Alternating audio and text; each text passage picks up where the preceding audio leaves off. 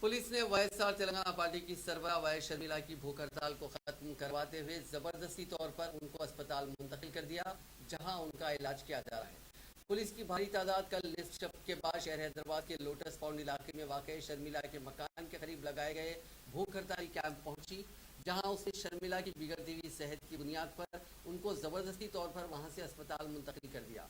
इस मौके पर वाईएसआर तेलंगाना पार्टी के कायदीन और कारकुनों ने पुलिस को रोकने की कोशिश की। इस मौके पर पुलिस ने पार्टी कारकुनों के लीडरों और कारकुनों की मज़ाहमत को नाकाम बनाते हुए शर्मिला को अस्पताल मुंतकिल करने को यकीनी बनाया। ताहम शर्मिला इलाज करवाने से इनकार कर रही हैं।